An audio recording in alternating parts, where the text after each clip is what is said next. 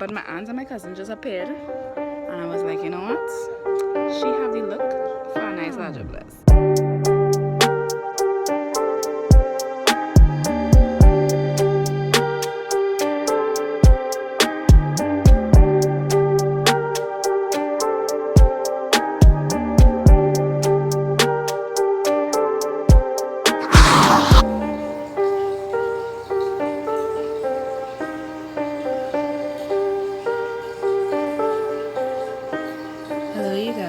Welcome back to my channel.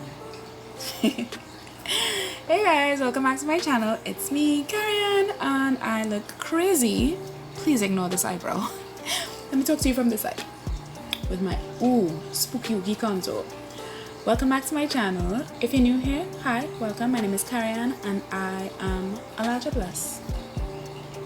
Tonight, this is part 2 of my series, of my folklore series. Just wanted to do a simple spooky oogie face. Tonight we're talking about the Diablesse, and I'm actually gonna give you all a story about the curse of the Diablesse based on a family that come from Trinidad, central Trinidad. So grab your popcorn, get something to drink, and listen up because it's a good time. Let's just get right into the video.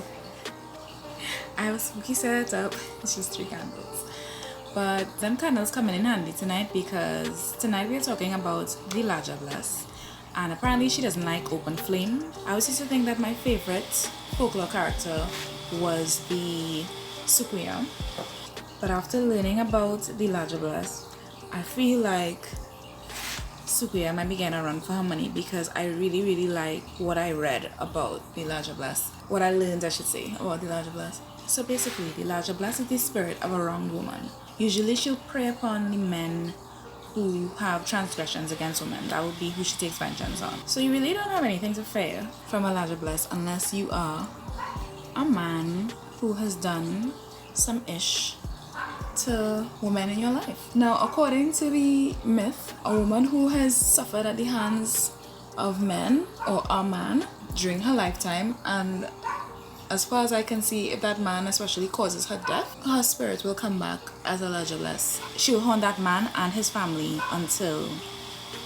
the end of time. She's described as having, well, her trademark is that cloven foot. One foot is a cloven hoof and the other is a normal leg. Her costume is very much that typical French Creole costume with the big belly type skirt or madras skirt, blousy peasant tops, jewelry. She wears lots of jewelry, gold with big gold eggshell earrings, either a madras turban or a wide hat, and the big hat is supposed to be to cover her face. Now, in some stories she's said to be very beautiful, a beautiful woman, because she's a seductress. The point of the Diablesse is that she is so attractive to men that they follow her into the forest against their better judgment. They don't even realize that they're following her until it's too late. When they do follow her far enough and they look down and they realize they don't have a shadow anymore, that's it, all hope is lost. So that's one description. But in another description, you'll find that she wears the white hat to cover her face because her demonic face is underneath, and obviously she doesn't want to show that. 2 stories. Now, what I think is that, like the other characters in the series, she's a shapeshifter, so I think that she probably is able to shift between having the beautiful face that will attract men and the demonic face that she is probably her real face. So when she is on the hunt and she's praying for men's, she will hunt usually at dusk, and you can tell she's around because you smell her strong perfume, or you might smell the smell of rotting leaves. They either find the man's broken body in the woods if he followed the Diablesse, or he would return to the village, but he would return mad, like he would be possessed by some sort of lunacy. The Diablesse seems to have an origin story based on a French Creole family where a woman would have suffered and died at the hands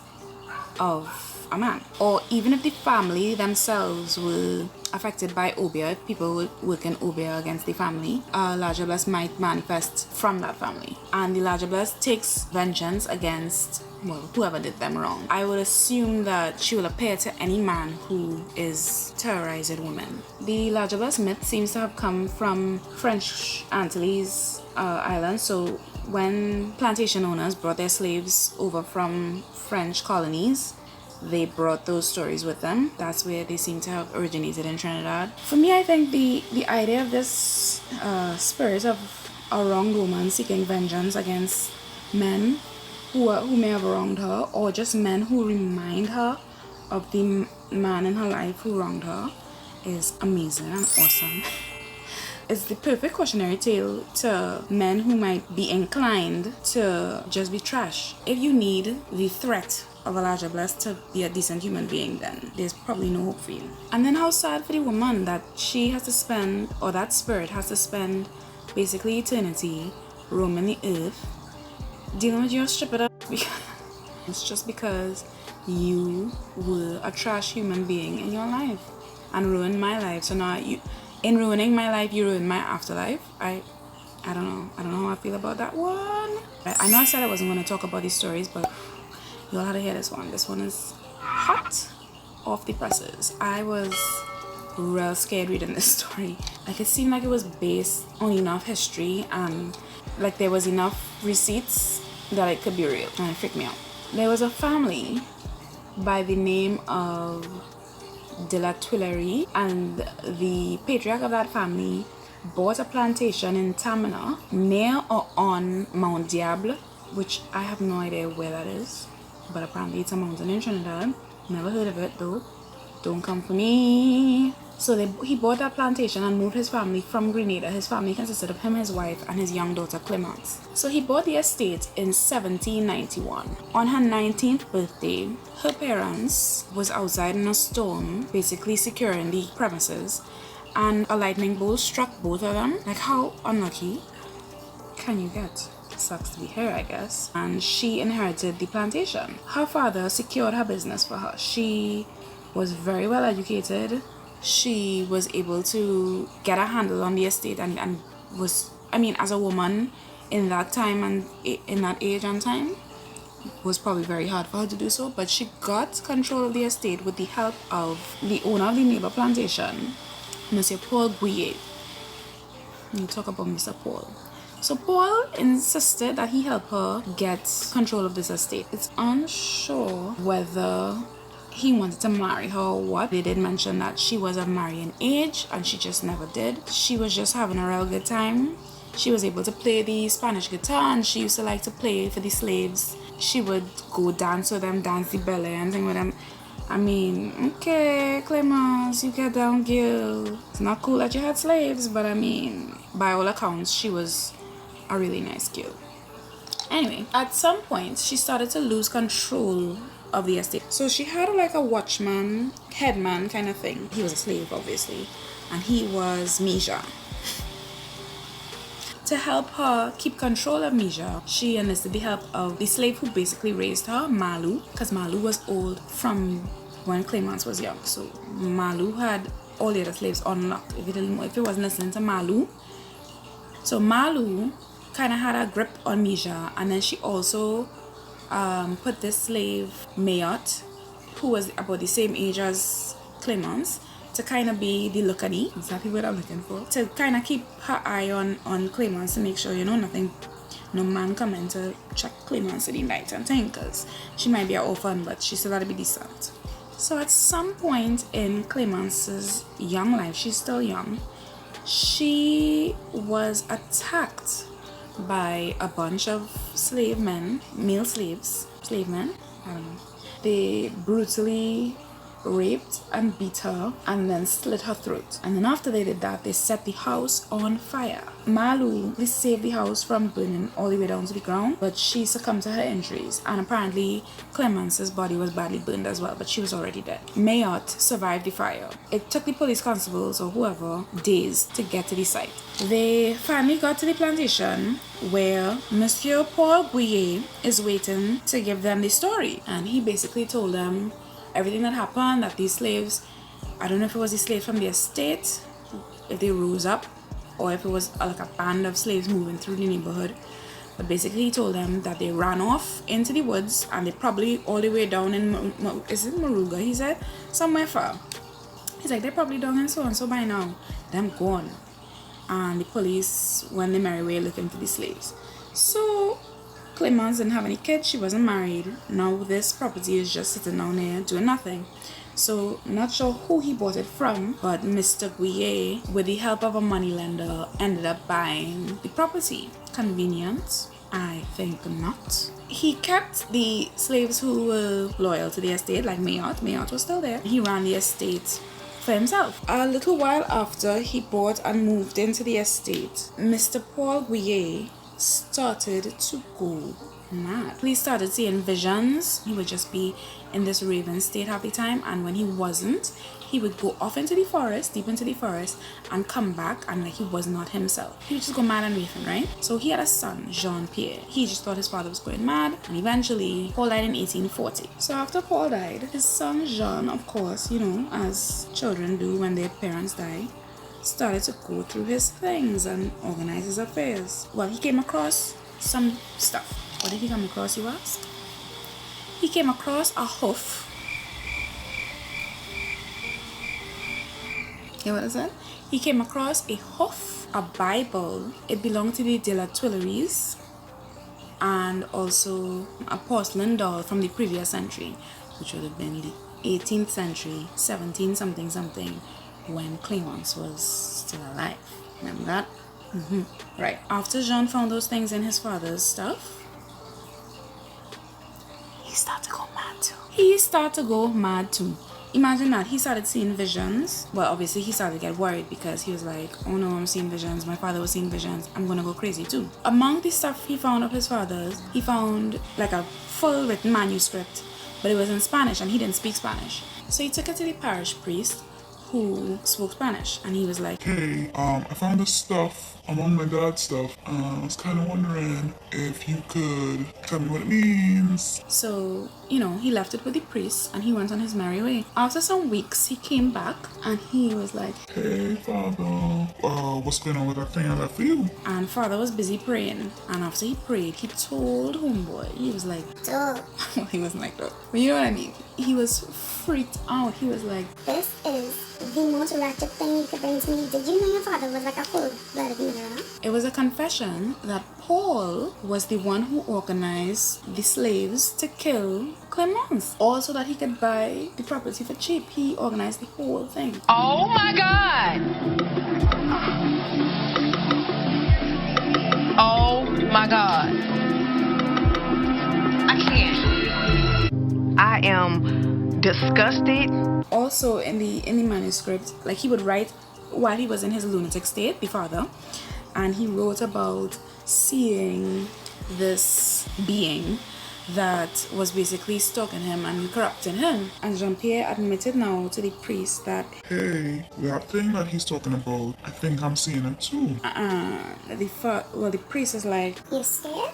and he's like, hell yeah, scared. I don't know what to do. I don't want to go mad like my father. Because he realized that, okay, well, maybe this thing is real, he decided to pack up his family, his wife, and he had a son named Charles. He packed up his family and he left all of the father's belongings, the hoof and everything, in a tin box in the house. And because he was like, I don't want to be reminded of this, I don't want to be exposed to this, I don't want my family exposed to this. And he moved to the States, never to be seen again. Fast forward, the son, Charles, he has a grandson. They never named the grandson in the story, they just call him the boy in the Spanish hat. So boy in the Spanish hat is in Trinidad. He came to Trinidad for a visit and he's about 18 at this time. This is in 1882. So Charles' grandson, he's staying with basically a host, his family's friend living in Trinidad, and he basically came to Trinidad because Charles' grandfather told him to go to Trinidad and ask him about the legend of the Diablesse. I don't know why he would do that, and I don't know what Charles would have known about it because he left when he was a child and it was his father, Jean-Pierre, who was being affected. But whatever. So boy in the Spanish hat went up to the old house, and guess who's still living there after all these years? Mayotte. How is Mayotte still alive? So he asked Mayotte, hey, where's our Diablesse? and Mayotte is like, when you come with us all the time, look, come back tomorrow. so she told him to come back tomorrow and she might tell him about it. Guess who visited Mayotte in the night?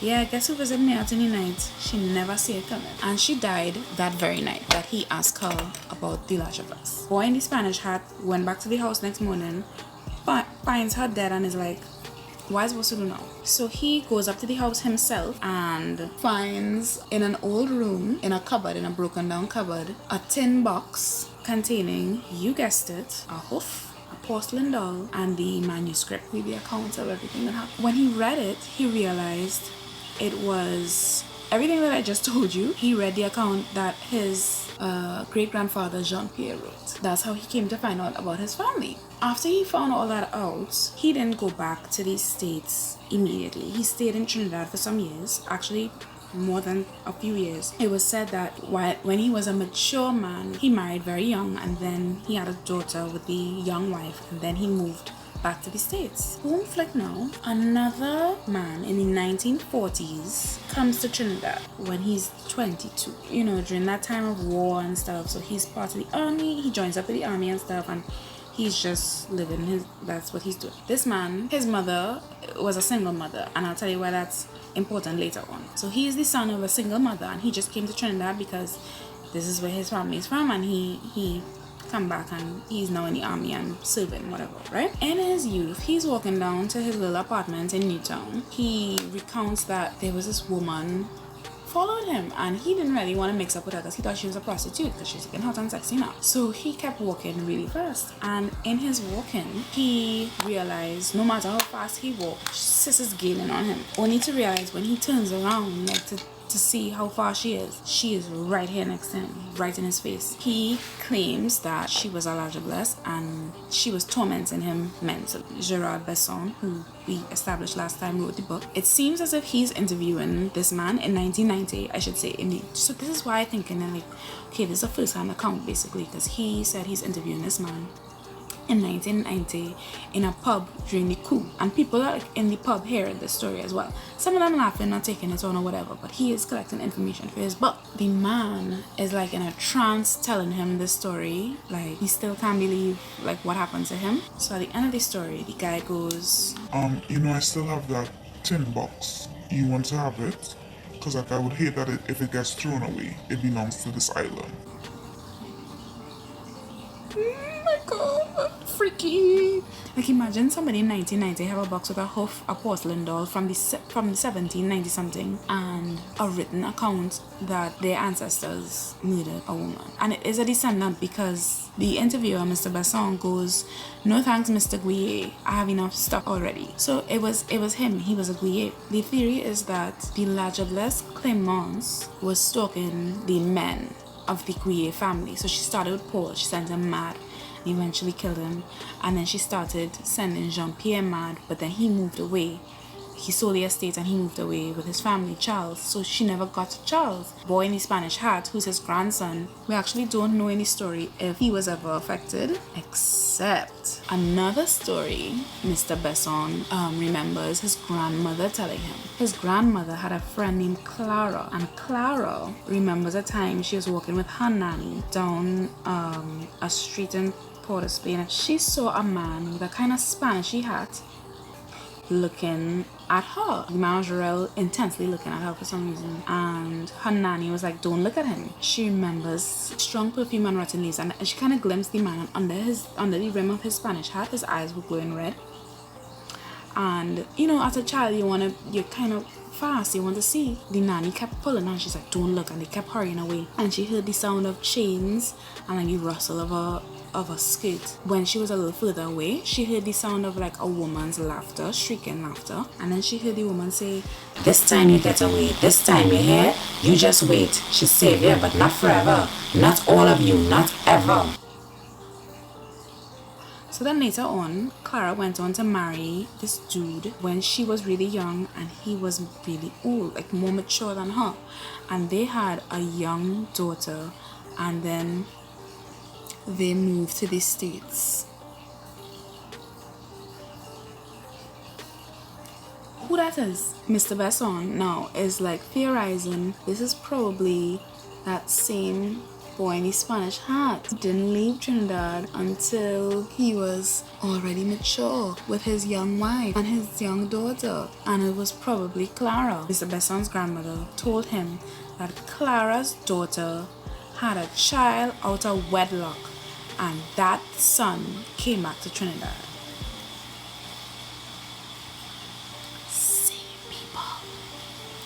squeeze, crick crack, the wire bends, and that's the way my story ends. I'm playing as I say them things because I don't want no John become for me. What do y'all think? Y'all think that's just like a story, a made up story, and like there's no real curse on any queer family? I personally have never heard of a family that goes by that name in Trinidad. Don't know anybody who carries that surname. But then again, I mean, if Diablesse is stalking the men in that family, then don't know how long the line would survive. They stay in Trinidad. Yo, what is this? Just wasting good eyeliner. That's what I'm doing. It's not about the makeup. You know what? It's not about the makeup, because y'all know I am not a makeup artist. It's about the story. I'm saying I'm wasting good eyeliner like I have somewhere to go. So my friends, that is the curse of the Diablesse story. What do y'all think about the general myth of the Diablesse? I personally love that there's vengeance story for a woman, not even scorned, like traumatized like that. You know, that there's some kind of divine punishment that goes along with brutalizing a woman and thinking you can get away with it. I will say though that it freaks me out that in comparison to like the origin stories for other myths, I mean, Papa Boy was he was there from the dawn of time. He is nature kind of thing. Whereas the Diablesse is like such a sad origin story. She can only be manifested out of heartbreak and hell. Oh, damn. I'm not sure if I mentioned it before, but one of the things the Diablesse has on her person is a bag filled with the dirt of her grave and the bones from her past life. That's sad and kind of gross. If you're being stuck by Diablesse, best thing you can do is pack up your family and leave the country. Wait for Jean-Pierre. Anyway guys, I just want to say thanks to my amazing aunt and cousin who just happened to come by yesterday. My aunt was talking to mommy and I was watching her hair. She has a nice long ras and I was like, kind of want to dress you up as the Diablesse. Actually just filmed this ParTTY video with help from my cousin and my aunt. I don't know if you can see anybody. It's very, very dark. But my aunt and my cousin just appeared and I was like, you know what? She have the look for a nice Diablesse. So I let her do one. And then I was like, okay, I'm gonna do mine one time and my cousin take the pictures. We looking real bad. It looking so dread. So that is who you saw in the intro with her nice self. My cousin took the pictures on the video. And then I did a kind of younger, hipper, let me just stress the younger part. I did the that's what I'll say. I did the modern, sexy up version of the Diablesse. If you're looking for any kind of costume ideas, that might be a cool one. All you need is a wide hat or tie it up like a head tie, a peasant top, and a big floofy skirt where either you have a slit or you just roll up one side and expose a leg so that everybody knows you have a normal leg. And then I don't know how you'll make your hoof. I just kind of roll up kind of woolly socks by my foot, but you didn't even see any pictures. And just make a little homemade hoof. And there you have an easy homemade Diablesse costume, complete with a scary face. Thank you so much for watching, guys. I will see you all next time. Goodbye.